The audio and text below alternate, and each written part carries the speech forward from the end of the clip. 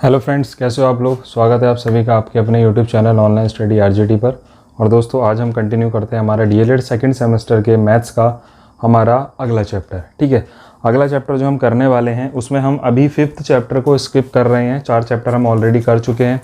ये वीडियो आप लोगों को यूट्यूब पर भी अवेलेबल होने वाला है। और दोस्तों, जो हमारे 4 चैप्टर कंप्लीट हुए हैं वो आप लोगों को ऑनलाइन स्टडी आरजेटी ऐप पर मिल जाएगा,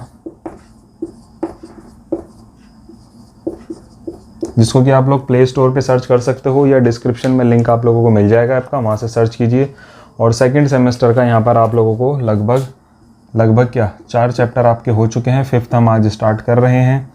और यहाँ पे 4th सेम का आप लोगों के 7 चैप्टर यहाँ पे हो चुके हैं, मयंक सर ने करवाए हैं। और 3rd के आप लोगों के 3 चैप्टर यहाँ पे दोस्तों हो चुके हैं। तो जल्दी से जाइए, ऐप को ज्वाइन कीजिए और वहाँ पर अपनी क्लासेस लीजिए। जो न्यू स्टूडेंट्स हैं उनको कुछ इशू आएगा, शुरू में डेटा ज़्यादा लगेगा, वो इस वजह से क्योंकि हाई रेजोल्यूशंस की वीडियोस अपलोड हुई थी उस समय पर, तो इसलिए उसमें डेटा ज़्यादा लग रहा है। बट बाद में ये चीज़ें भी रिजॉल्व जो है वो हो जाएंगी। ठीक है, क्योंकि अब जो वीडियोस आ रही हैं वो सब लो रेजोल्यूशन में आ रही हैं, उसमें ज़्यादा दिक्कत आ नहीं रही है। अगला टॉपिक हम करने वाले हैं अपना चैप्टर नंबर 6 और सेमेस्टर का 5th चैप्टर। ठीक है, चैप्टर नंबर 6 है हमारा डीएलएड सेकेंड सेमेस्टर में। बहुत ही आराम से और बहुत ही ध्यान से जो है वो समझते हुए चलेंगे। इसके अंदर 2 टॉपिक के बारे में हम पढ़ेंगे, जिसमें से एक टॉपिक हम आज कंप्लीट करेंगे और एक हम अपना नेक्स्ट वीडियो में कंप्लीट करेंगे। वीडियो लेट होने के पीछे कारण ये है थोड़ा सा कि घर पे बहुत ज़्यादा इस समय पर घर का और थोड़ा सा इधर उधर का काम जो है वो ज़्यादा है, इस वजह से जो है वो वीडियो नहीं आ पाया आप लोगों के लिए। ठीक है, समीकरण तथा सर्व समीकरण क्या होता है इसके बारे में आज हम जानते हैं। कुछ चीज़ें इसमें आप लोगों को ध्यान रखनी है, जैसे कि ऑब्जेक्टिव में 1 नंबर 2 नंबर में आप लोगों के सामने सवाल आ जाता है, तो वो आप लोग किस तरीके से करोगे वो आप लोगों को ध्यान रखना है। साथ ही साथ न्यूमेरिकल्स जो क्वेश्चंस आप लोगों के आएंगे उनको आप लोग किस तरीके से करोगे। हालांकि ज़्यादा टफ नहीं है, बहुत 2-4 चीज़ों को आप लोगों को इसके अंदर ध्यान रखना है और आप लोगों का ये चैप्टर यहाँ पर पूरा हो जाएगा। ठीक है, चलिए स्टार्ट करते हैं। तो टॉपिक पे आते हुए सबसे पहले आप लोगों को स्क्रीन पर ये बुक का दिख रहा होगा। ठीक है, डेफिनेशन लिखी हुई है कि हम सभी जानते हैं कि प्राचीन समय में गणित का महत्वपूर्ण स्थान रहा है, क्योंकि बिना गणित ज्ञान के इस दृष्टि का चल पाना असंभव था। गणित ने हमें अपनी दैनिक जीवन की समस्याओं को हल करने के लिए बहुत सी प्रविधियों को उपहार स्वरूप दिया। इसमें से बहुत महत्वपूर्ण समीकरण वह प्रक्रिया है जिसकी सहायता से कम समय में जटिल से जटिल समस्याएं जो है वो हमारी हल हो जाती है। उस चीज़ के लिए हम इसका उपयोग करते हैं। ठीक है, समीकरण के विषय में भारतीय गणितज्ञ श्रीधराचार्य जी ने यह कहा है कि समीकरण की ही एक ऐसी प्रक्रिया है जिसके माध्यम से असंभव लगने वाली संख्याओं की भी गणना अल्प समय में की जा सकती है। ठीक है, तो इस तरीके से आप लोग इसको पढ़ सकते हैं। समीकरण 2 अथवा 2 से अधिक ज्ञात राशियों को मिलाकर बन सकती है। ठीक है, ये चीज़ आप लोगों को ध्यान रखनी है क्या है। ठीक है, ऐसा वैसे पूछेगा नहीं। अब पूछने वाली चीज़ें क्या हैं हम उसको देख लेते हैं कि हमारे जो हैं वो समीकरण के प्रकार होते हैं कुछ। ठीक है, समीकरण के प्रकार होते हैं। क्या प्रकार होते हैं उसको हम देख लेते हैं। 2 प्रकार की हमारी समीकरणें होती हैं यहाँ पर। पहली रेखीय समीकरण। ठीक है, एक हमारी होती है दोस्तों यहाँ पे रेखीय समीकरण और दूसरी होती है हमारी युगपात समीकरण।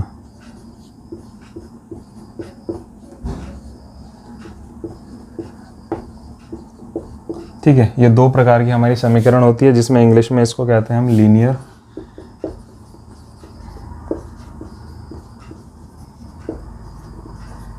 और इसको हम कह देते हैं साइमल्टेनियस।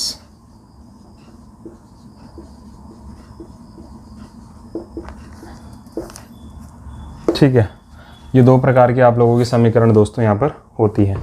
ठीक है, अब इन 2 समीकरणों के अंदर आप लोगों को कैसे पहचान करनी है, क्योंकि पहला ही सवाल यहाँ से बन जाता है कि निम्न में से बताइए कौन सी हमारी रेखीय समीकरण है या फिर कौन सी हमारी युगपात समीकरण है, वो आप लोगों को पूछ सकता है।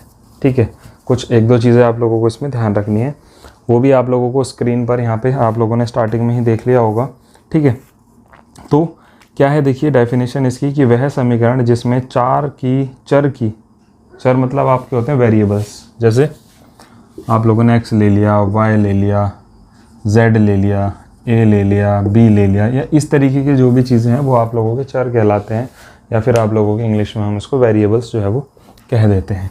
ठीक है, इसमें कहा गया है कि चर की अधिकतम राशि एक ही होती है, रेखीय समीकरण के नाम से जानी जाती है। ठीक है, और युगपात समीकरण में क्या होती है कि चर की राशि जो है वो कैसी होती हैं, आप लोगों की चर की राशि इसमें दो होती हैं। कैसे? ठीक है, मैंने आप लोगों को भी चर बताया कि चर कैसे आप लोग पहचान करोगे, a b c हो गया, x या y हो गया, x और y सबसे ज़्यादा जो है वो लिए जाते हैं। ठीक है, अब यहाँ पर आप लोगों को पहचान कैसे करोगे कि यहाँ पे आप लोगों को मिल जाएगा जैसे 5y + 8 = 0। सेकेंड दिया हुआ है हमें 13a + 5 = 5a + 21। तीसरा दिया हुआ है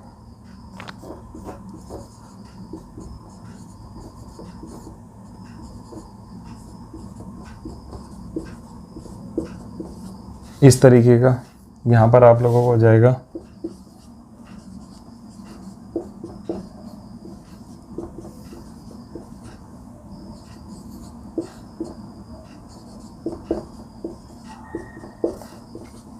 अब आप लोग सोच रहे होंगे कि इसमें क्या है ऐसा कि जो हमें मतलब क्यों पढ़ना पड़ रहा है। देखो, आप लोगों को सवाल आप लोगों का पूछ सकता है कि निम्न में से बताइए कौन सा रेखीय समीकरण है और कौन सा युगपात समीकरण है। अब इसमें क्या आप लोगों को ध्यान रखना है, जिसके अंदर केवल एक चर दिया हुआ हो या फिर एक वेरिएबल दिया हुआ हो वो आप लोगों की रेखीय समीकरण यानी कि आप लोगों की लीनियर इक्वेशन कहलाई जाएगी। कैसे? आप लोगों को यहाँ पर दिखाई दे रहा होगा क्वेश्चन के अंदर कि सिर्फ इसमें एक ही तो चर है। यहाँ पे अगर आप लोग इसमें देखो तो यहाँ पे y ही तो है सिर्फ, और कुछ है इसके अलावा कोई और वेरिएबल या कोई और चर दिखाई दे रहा है? नहीं दिखाई दे रहा है। यहाँ पे अगर आप लोग देखो a और = के बाद भी a है, एक ही तो है। यहाँ पे आप लोगों को x मिल रहा है, यहाँ पर भी x मिल रहा है, यानी कि किसी एक ही चर का तो रिपीटेशन हो रही है या एक ही चर तो इसके अंदर आ रहा है इन इक्वेशंस के अंदर, तो वो आप लोगों की लीनियर इक्वेशन जो है वो दोस्तों कहलाएगी। ये चीज़ आप लोगों को याद रखनी है। दूसरा, सिम्युलेशन युगपात समीकरण आप लोगों की जो है इसके अंदर आप लोगों को दिख रहा होगा कि इसके अंदर दो चर आप लोगों को दिखाई दे रहे होंगे, यानी कि एक इक्वेशन के अंदर यहाँ पर दो चर आप लोगों के होते हैं। तो इस तरीके की इक्वेशन आप लोगों की युगपात समीकरण कहलाएगी। आराम से बताया गया आप लोगों को, मुझे लगता है कि समझ आ गया होगा कि कौन सी युगपात समीकरण होती है और कौन सी रेखीय समीकरण होती है। बस सिंपल ध्यान रखना है कि कोई एक वेरिएबल आ रहा है, या तो a आ जाए या x आ जाए, b आ जाए, y आ जाए, कोई भी एक आ जाए वो रेखीय समीकरण में आ जाएगा, और जहाँ दो आ रहे हैं वो युगपात समीकरण में आ जाएगा। ठीक है, आगे बढ़ते हैं। अब ये आप लोगों का आगे काम कहाँ आएगा इसको हम देखते हैं। इसको हटा देते हैं। अभी इनसे संबंधित क्वेश्चन भी करेंगे थोड़े से, और फिर उसके बाद हम जो नेक्स्ट टॉपिक इसका रहेगा वो हम अपना नेक्स्ट टॉपिक नेक्स्ट वीडियो में ही करेंगे, क्योंकि एक सीक्वेंस के हिसाब से आप लोग पर वीडियो में एक एक टॉपिक अपना क्लियर करते चलोगे तो आप लोगों को और ज़्यादा इजी रहेगा। अब इसके अंदर अगली चीज़ दी हुई है समीकरण के रूप।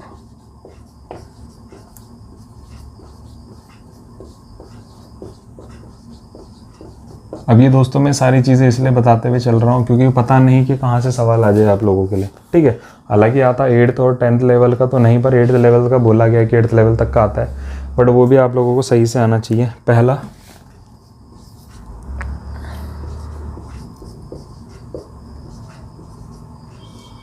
आपका सामान्य,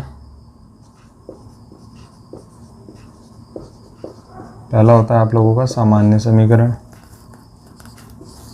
दूसरा होता है आप लोगों का द्विघात समीकरण। तीसरा होता है दोस्तों आप लोगों का त्रिघात समीकरण। डेफिनेशन में नहीं लिखाऊंगा इसकी, क्योंकि फिर वो इस समय आप लोगों को ज़्यादा लग जाएगा। डेफिनेशन आप लोग बुक की PDF आप लोगों को दी हुई है, उसमें से आप लोग देख लेना। ठीक है, वो भी कहाँ है, वो भी आप लोगों की ऐप पर है, फ्री ऑफ कॉस्ट है, कोई चार्ज नहीं है, कुछ नहीं है। आप लोग PDF डाउनलोड करना और उसमें आराम से आप लोग जो है वो थ्योरेटिकल जो भी चीज़ें आप लोगों को पढ़नी होंगी वो उसमें देख लेना। ठीक है, अब सामान्य अथवा सरल समीकरण में कहा गया है, यानी कि सामान्य इसमें समीकरण में कहा गया है कि वह समीकरण जिसमें चर की उच्चतम राशि की घात जो है वो 1 होती है।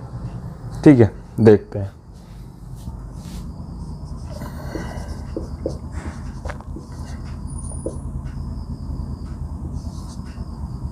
ठीक है, अब आप लोग इसको एक ही एग्जाम्पल से समझो। इसको आप लोग एक ही एग्जाम्पल से जो है वो समझिए। अब इसमें कह रखा है, आप लोगों को ने डेफिनेशन आप लोग देख लेना, या फिर मैं आप लोगों को PDF में आप लोग देख लेना। इसमें कहा गया है कि वह समीकरण जिसमें चर की उच्चतम राशि की घात 1 होती है, यानी कि जो इसके अंदर चर है। अभी आप लोगों ने पढ़ा चर क्या होता है, तो आप लोगों ने बोला कि भाई चर ये है हमारा। ठीक है, डेफिनेशन में कहा गया है कि चर की उच्चतम राशि जो है उसकी घात जो है वो 1 होगी। x की घात कितनी है यहाँ पर भाई, जब कुछ नहीं दिया हुआ है तो 1 ही तो घात होगी उसकी, तो इसकी उच्चतम घात कितनी है, 1 है। तो ये आप लोगों की कैसी कहलाएगी, ये आप लोगों की कहलाएगी सामान्य समीकरण। ठीक है, जिसके अंदर घात सिर्फ 1 है। दूसरा, इसी को मैं अगर यहाँ पे लिख देता हूँ और मैं इसकी घात लगा देता हूँ 2, तो यहाँ पे बोला गया है कि डेफिनेशन में कि चर की जो घात है वो कैसी घात होगी, चर की घात कैसी होगी, 2 होगी। इसीलिए इसको द्विघात समीकरण कहते हैं, क्योंकि घात कितनी है, 2 लगी हुई है, इसीलिए इसको द्विघात समीकरण कहते हैं। ठीक है, इसी को मैं अब यहाँ पे लिख देता हूँ +30 = 0 और यहाँ पे घात लगा देता हूँ 3, यानी कि जो चर है हमारा और चर की घात हमारी कितनी लगी है, 3 लगी है। ठीक है, तो ये कैसी कहलाएगी, ये आप लोगों की कहलाएगी त्रिघात समीकरण। ठीक है, त्रिघात समीकरण। ठीक है, तो मुझे लगता है कि आप लोगों को इस चीज़ से ये चीज़ समझ आ गई होगी, यानी कि जो भी आपकी समीकरण दी हुई है उसके अंदर चर है और चर के अंदर अगर कोई घात लगी हुई है, आपकी जो भी घात लगी हुई है, अगर कुछ नहीं लगा हुआ तो यानी कि 1 घात है उसकी। ठीक है, तो वो आपकी कैसी आ जाएगी, सामान्य घात में। अगर उसके अंदर किसी चर के अंदर 2 लगा हुआ है, यानी कि वो आपकी द्विघात हो गई, तो वो आपकी द्विघात समीकरण होगी, और 3 लग गई तो त्रिघात समीकरण हो गई। और यही चीज़ जो है वो इसमें आप लोगों से कही गई है। ठीक है दोस्तों, चर की उच्चतम राशि। ठीक है, इसके अंदर एक चीज़ और आप यहाँ पे समझिए। अब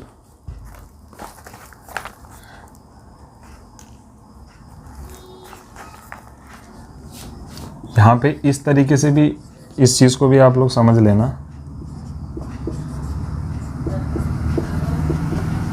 अब आप लोगों के सामने ये है, अब आप लोग इसमें ये मत समझना कि यहाँ पे तो कुछ दिया भी नहीं, यहाँ पे 1 है और यहाँ पे 2 चर आ गए हैं, तो इसका मतलब ये कौन सी घात होगी या कौन सी समीकरण होगी। भाई उसमें कहा गया है कि चर की उच्चतम राशि जो है वो 2 होनी चाहिए, तो द्विघात समीकरण है। तो चर की उच्चतम राशि ये है, ये तो इसकी तो 1 है और उच्चतम राशि इसकी 2 है, तो कैसी कहलाएगी आप लोगों की, द्विघात समीकरण कहलाएगी। ऐसे ही अगर मैं इसको यहाँ पर लिख देता हूँ x की पावर 3 - x की पावर 1 + 12 = 0, तो चर की उच्चतम राशि कितनी है, 3 है। तो ये आप लोगों की कैसी कहलाएगी दोस्तों, ये आप लोगों की त्रिघात समीकरण कहलाएगी। ठीक है, कुछ क्वेश्चन इसके अंदर दिए हुए हैं। ठीक है, कुछ क्वेश्चन इसके अंदर दिए हुए हैं, वो मैं आप लोगों की स्क्रीन पे लगा दूंगा, आप लोग उनमें से छांटिए और इन तीनों के अंदर आप लोग उसको फिल कर सकते हो कि कौन सी द्विघात समीकरण है, कौन सी सामान्य समीकरण है और कौन सी त्रिघात समीकरण है। ठीक है, इतना काम आप लोग मुझे लगता है कर सकते हो। ठीक है, स्क्रीन पर आप लोगों को क्वेश्चन दिख रहे होंगे। चलिए, तो ये तो दोस्तों आप लोगों का क्या था, ये था आपका समीकरण, कैसे आप लोगों को पहचानना है। अब इसके बाद हम पढ़ेंगे सर्वसमीका क्या है हमारी। ठीक है, मैं इसको हटा देता हूँ। और जो जो चीज़ें आप लोगों को दी जाती हैं, मयंक सर भी अगर आप लोगों को कोई क्वेश्चन दे रहे हैं घर से, वो आप लोग किया कीजिए। ठीक है, क्योंकि कुछ बच्चे जो हैं वो पूछते हैं, व्हाट्सएप करते हैं सवाल, फिर उनको सॉल्यूशन भी दिए जाते हैं, तो थोड़ा सा सही लगता है कि यानी कि बच्चे जो है वो पढ़ रहे हैं। तो इसलिए आप लोगों को भी थोड़ा सा यहाँ पे ध्यान रखना है। अगला है सर्वसमीका का अर्थ। सर्वसमीका का अर्थ क्या है? सर्वसमीका का अर्थ दिया गया है कि सर्वसमीका के विषय में कुछ गणितज्ञों ने अपना मत इस प्रकार से दिया है कि सर्वसमीका वह समानता सूचक बीजीय कथन है जो चर के प्रत्येक मान के लिए सत्य है, अर्थात संख्याओं का वह संबंध जो दोनों पक्ष दाएं व बाएं के समान हो। ठीक है, आप लोगों ने एक चीज़ देखी होगी, आप लोग इसको इस तरीके से समझिए। आप लोगों ने पहले पढ़ा होगा कहीं LHS = RHS, यानी कि लेफ्ट हैंड साइड बराबर R राइट हैंड साइड, इस तरीके से आप लोग कर देते हो। यही है आप लोगों का क्या, सर्वसमीका, बस और कुछ नहीं है इसके अंदर। ठीक है, एग्जाम्पल के तौर पे यहाँ पे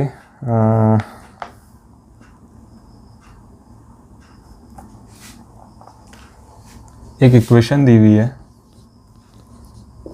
25 plus y plus 4 is equal to 30y minus 5 plus 4। अब पूछा कि ये क्या, ये सर्वसमीका है, क्या ये सही है? देख लेते हैं। आप लोग अगर यहाँ देखो, इसको प्लस करोगे तो 29 प्लस y आएगा यहाँ पे आंसर। यहाँ पे आप लोग देखो माइनस का 5 और ये 4, ये आ जाएगा 30y माइनस का 1। कितना हो जाएगा दोस्तों यहाँ पर आप लोगों का? बनेगा या नहीं बनेगा ये? ठीक है, तो ये सर्वसमीका और अधिक स्पष्ट कीजिए।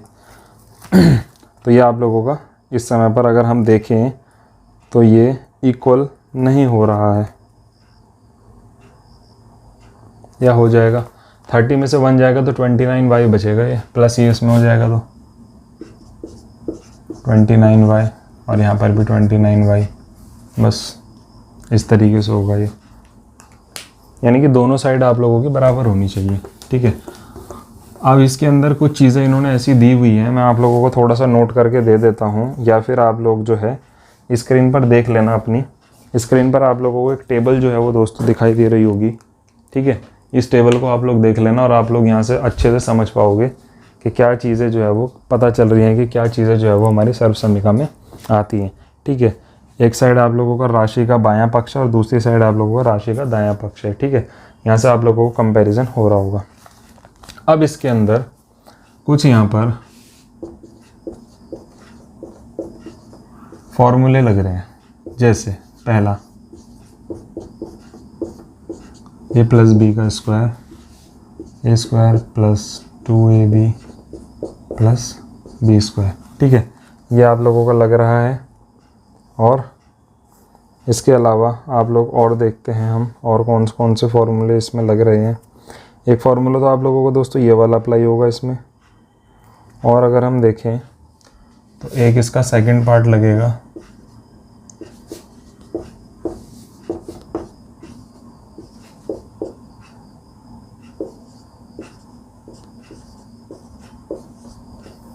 फिर आप लोगों का लगेगा a square plus B square minus 2ab। ठीक है, ये लगेगा। तीसरा फार्मूला आप लोगों का इसके अंदर लगेगा दोस्तों हमारा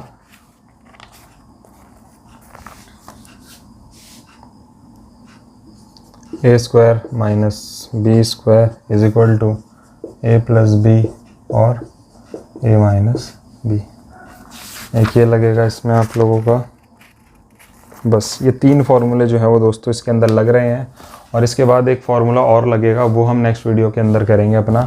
और वो इसलिए करेंगे नेक्स्ट वीडियो में क्योंकि एक वो सेपरेट हो जाएगा, आप लोगों को समझ आ जाएगा अच्छे से कि हाँ ये वाले टॉपिक के अंदर इस सवाल से, इस फार्मूले से ये क्वेश्चन हो रहे हैं। ठीक है, क्वेश्चन किस तरीके से आएगा आप लोगों का, यहाँ पे क्वेश्चन आ गया आप लोगों का 103। इसको सॉल्व करिए कि इसका आंसर क्या आने वाला है। ठीक है, इसको हमें सॉल्व करना है। अब आप लोगों के दिमाग में थोड़ा सा यहाँ पे बच्चे कन्फ्यूज़ हो जाते हैं कि अब इसको हम किस तरीके से सॉल्व कर सकते हैं। अब आप लोगों को ये दिखाई दे रहा होगा कि 103 का स्क्वायर है। ठीक है, फॉर्मूला लगेगा, तो मैं इसको पहले तो इस फॉर्मूले के जैसा थोड़ा सा मुझे बनाना पड़ेगा। तो मैं क्या कर सकता हूँ, इसको मैं सॉल्व करते हुए कर सकता हूँ 100 प्लस 3 हो गया। a प्लस बी लगा सकता हूँ। इसमें मैं ये भी कर सकता हूँ दोस्तों, मैं इसमें ये भी कर सकता हूँ 105 माइनस 2, ये भी मैं कर सकता हूँ इसके अंदर। ऐसा नहीं है मैं ये नहीं कर सकता हूँ, कर सकता हूँ, क्योंकि आप लोगों के दिमाग में आया होगा कि मैं इसमें माइनस का भी तो लगा सकता हूँ। लगा सकते हो, आंसर सेम आएगा, पर हम प्लस का लेकर के चल रहे हैं। ठीक है, ले लिया। अब इसके अंदर हम आइडेंटिटी रखते हैं, यानी कि फॉर्मूला रखेंगे a प्लस बी का होल स्क्वायर क्या होता है हमारा, a square plus B square plus 2ab। अब ये कंफ्यूज मत हो जाना कि वहाँ पे 2ab पहले दिया हुआ, बी स्क्वायर बाद में दिया हुआ। आगे पीछे कर सकते हैं, कोई फ़र्क नहीं पड़ता इससे। ठीक है, ये चीज़ आप लोग ध्यान रखिएगा। हमने माना कि ये हमारा a है और ये हमारा b है, तो यहाँ पे हमारा आ जाएगा 100 का स्क्वायर प्लस 3 का square plus 2 multiply 100 multiply 3। Solve करते हैं। 100 इंटू 100 कितना हो जाएगा 4 0 10,000 यानी कि 3 3 9 प्लस 200 और ये कितना हो जाएगा 600 ही तो हो जाएगा हमारा ये। इसको मैं अगर ऐड करता हूँ तो 1 0 0 6 0 9, ये मेरा आंसर जो है वो दोस्तों इसका हो जाएगा 10609 10609, जो कि मेरा बिल्कुल सही है। ठीक है, क्या है ये मेरा आंसर बिल्कुल सही है। चलो इसी क्वेश्चन को अब मैं इस वाले फॉर्मूले में रखता हूँ। ठीक है, नया क्वेश्चन ना लेकर के हम इसी को रख लेते हैं। चलिए कहाँ पे करें इसको यहीं पे स्टार्ट कर देते हैं हम। चलिए अब हम इसको रखते हैं यहाँ पर a माइनस बी का square is equal to A square plus B square minus 2ab।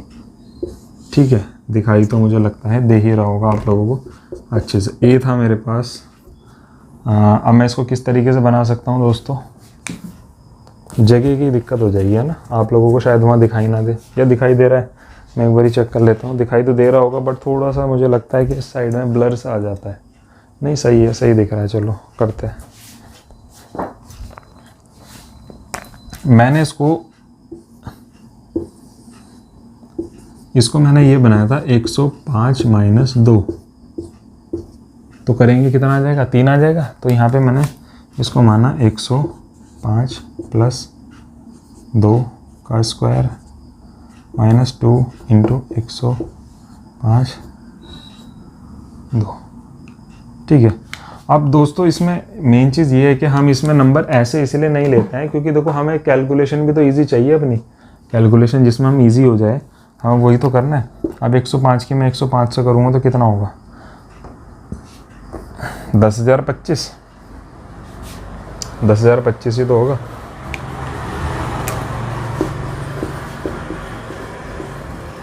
सौ की 100 से कर रहे हैं हम, तो हमारे पास 10,000 और 5 5 से 25, 10,025 ही आएगा।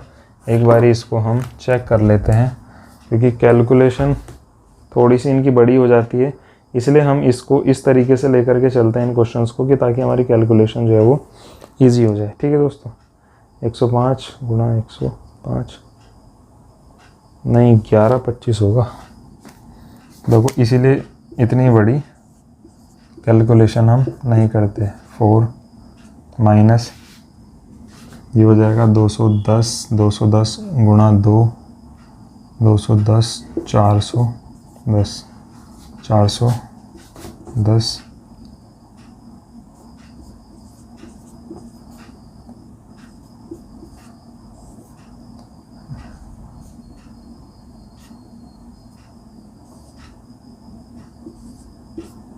106 कुछ गड़बड़ कर दी क्या, 2 में से 1 जाएगा 1 बचेगा, 10619 10619। आंसर तो हमारा सिमिलर ही आ रहा है पर कहीं गलती कर दी है हमने। चेक करते हैं इस गलती को। 105 गुणा 105 हमारा आ जाएगा 1125 प्लस 4 माइनस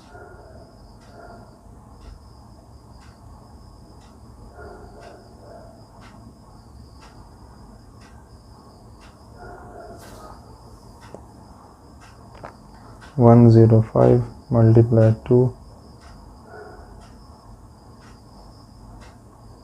मल्टीप्लाई 2 420 आ रहा है। मैंने 410 लिया ना, 420 आ रहा है ये 420।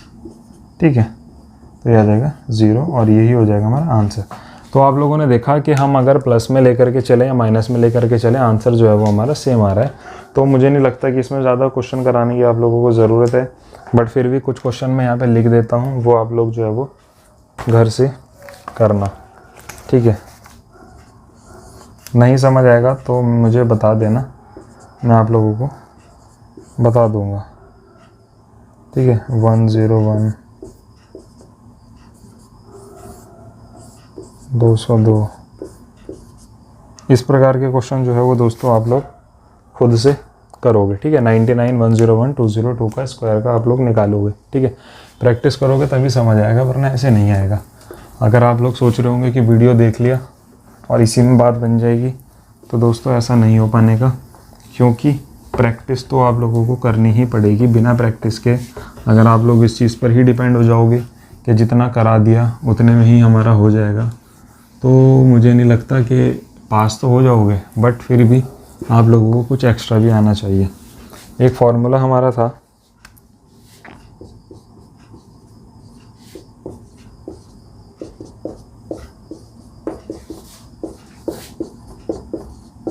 यही था, A square minus B square is equal to A plus B और ए माइनस बी, ठीक है। क्वेश्चन है हमारे पास, क्वेश्चन दिया हुआ है दोस्तों में 105 और 95, ठीक है। 105 गुणा 95, अब हमें ये दिया हुआ है, ठीक है। अब हम इस क्वेश्चन में दिमाग लगाएंगे थोड़ा सा कि अब हम इसे कैसे बनाएं। अब देखो आप लोगों को पता है कि दो चीज़ें दी हुई हैं हमें, अब इसमें हम क्या करेंगे, इसमें भाई यही फॉर्मूला लगाना है। तो हम इसको बनाएंगे किस तरीके से, इसको मैं लेके चलता हूँ 100 + 5 बन गया, इसको मैं लेकर के चलता हूँ 100 - 5 बन गया, 100 + 5 100 - 5। यहाँ मैं क्या देख रहा हूँ कि एक चीज़ मेरी प्लस में है, एक चीज़ मेरी माइनस में है, तो मेरा क्या बन जाएगा दोस्तों, क्या बन जाएगा, यहाँ से पूरा ही फॉर्मूला लिख दूँ, चलो। A square minus B square is equal to A plus B A minus B.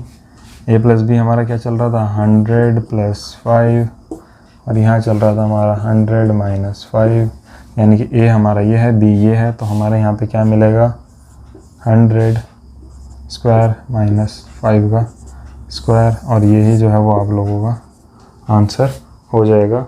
100 का स्क्वायर माइनस 5 का स्क्वायर आप लोगों का दोस्तों क्या हो जाएगा, ये आंसर यहाँ पे हो जाएगा, ठीक है। इतनी चीज़ आप लोग समझ गए होंगे बस। अब इसके बाद सिंपली हमें एक चीज़ इसके अब आगे एक स्टेप और करना है। 100 × 100 आप लोगों को हो जाएगा 10,000 माइनस 25, 10,000 में से 25 जाएंगे 9,975, ये आप लोगों का आंसर हो जाएगा 9,975, ये आप लोगों को आंसर यहाँ पे दोस्तों हो जाएगा। उम्मीद करता हूँ आप लोगों को आज की क्लास पसंद आई होगी, अच्छी लगी होगी। एक टॉपिक अभी और करना है, इसमें एक फार्मूला और है भी इसके अंदर, उसके हिसाब से हम क्वेश्चंस को करना शुरू करेंगे, और अकॉर्डिंग टू द बुक इसके अलावा कोई क्वेश्चन बाहर से नहीं आने वाला है, इसमें इसी तरीके का क्वेश्चन आएगा। बाकी हम एग्ज़ाम प्रीवियस ईयर भी करेंगे जल्द, और उसमें देखेंगे क्या सारी चीज़ें हैं, ठीक है। तो मिलते हैं नेक्स्ट वीडियो में, नेक्स्ट अपडेट भी आप लोगों के लिए जल्द आए एग्ज़ाम से लेकर के, ठीक है। Thank you.